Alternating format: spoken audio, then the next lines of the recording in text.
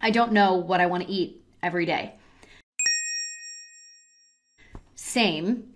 I also don't know what I want to eat every day. And quite honestly, thinking about what I'm going to eat for every single meal of the week, including breakfast, lunch, dinner, snacks, and having to shop and prep for that seems super daunting and also exhausting when honestly, I don't even know what I want to eat for dinner tonight.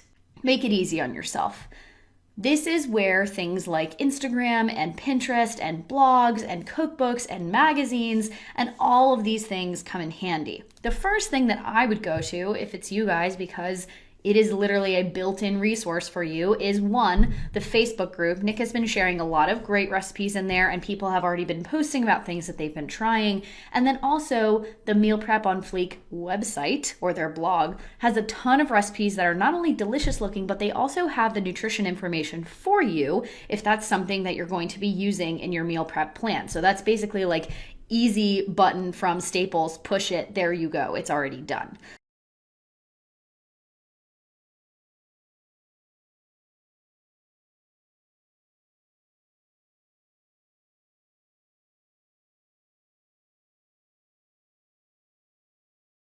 I don't want to eat the same thing every day, and it kind of seems like that's what I'm going to be doing when I'm meal prepping. I also don't want to be eating the same thing every day because that sounds really freaking boring, even though that would make your meal prep super easy. So, ideas for this. One, don't just make one recipe and eat the same thing every day. Sure, it might be delicious the first or second time, but by the end of the week, it's like, oh my gosh, this is so boring, you know? And so, different things that you can do without spending eons of hours in the kitchen is pick out maybe 2 recipes, like full recipes that you want to make each week. And then if you start to get tired of eating them, freeze individual portions and you can eat that the next week. That's also going to be a recommendation that I give later in one of the other questions.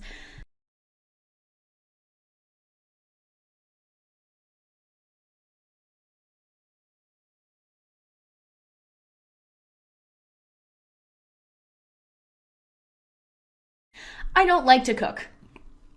Okay. So, little tough love coming here, but I'm also going to give you some practical tips and a solution.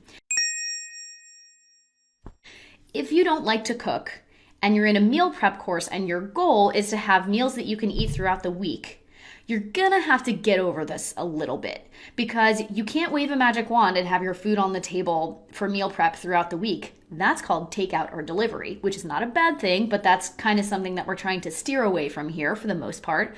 But that also doesn't mean that you have to be spending hours and hours in the kitchen, which is what a lot of people associate with meal prep, right? So, a couple of solutions for things that you can do here.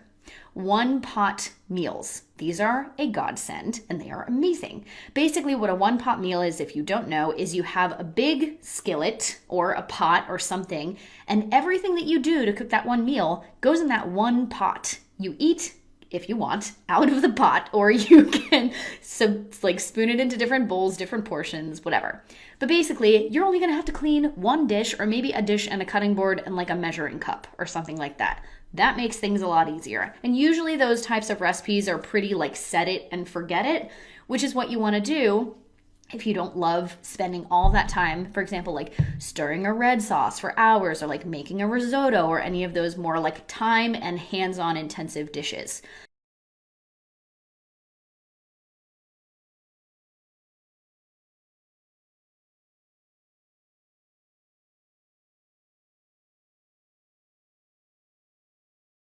A lot of people say meal prepping is too expensive.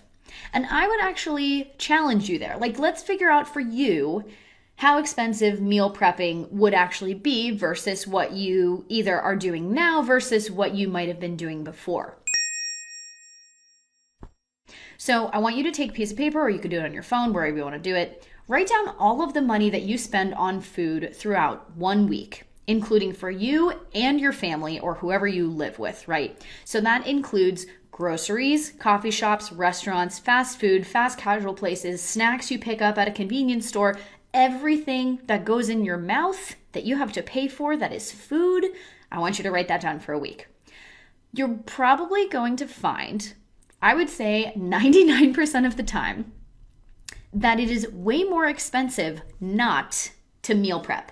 Because if you think about it like meal for meal, if you prepare something like, let's say, an egg frittata with sweet potatoes and avocado, or like egg muffins or whatever that is, versus eating out at Starbucks or Dunkin' Donuts for breakfast every single day, the cost comparison is like there's no comparison. You're saving so much money just on one meal in 1 week. So now think about, okay, if I go out to, let's say, a fast casual restaurant like Chipotle or some kind of salad place or whatever, you're usually spending, and Chipotle is one of the less expensive ones, being like around $8 depending on the kind of bowl that you get. Usually around $10, upwards of $15, depending on the kind of lunch spot you go to. You could be dropping $25 or more at lunch alone.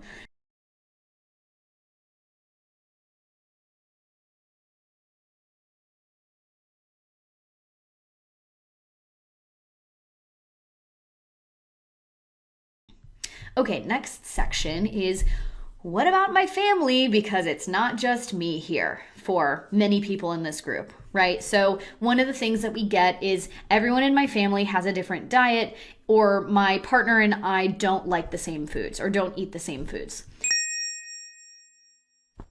So the first question that I would ask here, instead of giving you just a straight answer, is why, right? And this isn't an accusatory thing, right? Is it just because your kids are picky? Is it because there are allergies? Is it because there are different preferences? Do people just refuse to eat certain foods? Because with kids, at least, yeah, it's hard to get them to eat plain steamed broccoli, but if you try again and again, because kids have to be exposed to things multiple times before they'll eat them, right? I have plenty of kids that I coach that eat vegetables. I didn't eat vegetables as a kid, so I see that kind of thing too, right? So we want to make it as easy as possible on you, the cook, without having to make 4 different meals every single night, because we've already talked about how preparing food takes too much time. So we don't want to add things onto that standard and that question as well. So the easiest way that you can tackle this is to kind of make like a buffet style, or build a bowl, or like a taco night, basically. So instead of making full recipes for every night, or a full recipe for every single person that is not eating the same meal, you just make ingredients really similar to the build a bowl, right? And then people can choose and pick which ones they want to eat and which ones they don't.